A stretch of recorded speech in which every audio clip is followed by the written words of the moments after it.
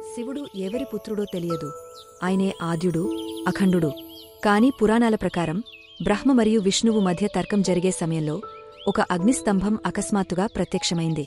ఎవరికీ దాని ఆదిమూలం కనిపించలేదు. ఈ అగ్నిస్తంభం నుండే శివుడు స్వయంగా అవతరించారని చెబుతారు. అందుకే శివుని ఆనాది అనంతుడిగా, స్వయంభువుడిగా పిలుస్తారు.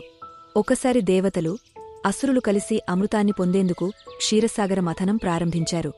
అందులో నుండి అమృతంతో పాటు హాలాహల విషం ఉద్భవించింది. అది లోకాన్ని నాశనం చేసే విషమని తెలుసుకున్న దేవతలు శివుని శరణు వెళ్లారు. శివుడు ఆ విషాన్ని తన కంకల్లోనే నిలిపివేశాడు. దాని ప్రభావంతో ఆయన గొంతు నీలంగా మారిపోయింది. అందుకే ఆయన నీలకంకుడు అయ్యాడు. శివుని మొదటి భార్య సతీదేవి తన తండ్రి దక్షుడి యజ్ఞంలో ఆత్మాహుతి చేసుకుంది. తండ్రి చేసిన అవమానం తట్టుకోలేక ఆమె తన ప్రాణాలను అర్పించింది. ఈ బాధతో శివుడు వీరాగా అయ్యాడు. తరువాత సతీ పార్వతిగా పునర్జన్మ తీసుకుంది. ఆమె శివుని గుండె గెలుచుకోవడానికి కచోర తపస్సు చేసింది. చివరకు శివుడు ఆమె ప్రేమను అంగీకరించి వివాహం చేసుకున్నాడు.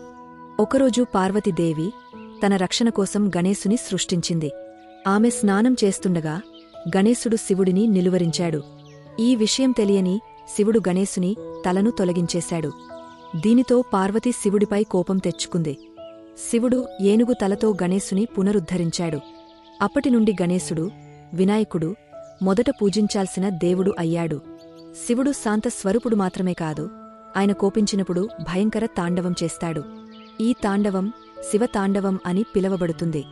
ఒకసారి త్రిపురాసురులను సంహరించేందుకు శివుడు రుద్ర తాండవం చేశాడు. మరోసారి సతీ మరణం తర్వాత విరహంతో తాండవం చేశాడు.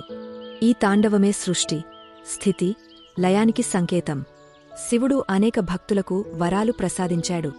మార్కండేయునికి చనిపోకుండా చిరంజీవి వరం ఇచ్చాడు. రావణుడు శివలింగాన్ని పొందాలని తపస్సు చేశాడు. భగీరథుడు తపస్సు చేసి గంగానదిని భూమికి తీసుకువచ్చాడు. అర్జునుడికి పవిత్రమైన పాశుపతాస్త్రాన్ని ప్రసాదించాడు. శివుడు భక్తులకు కరుణామయుడు. ఆయన అనుగ్రహం లభించిన వారికి ఏ అడ్డంకులూ ఉండవు.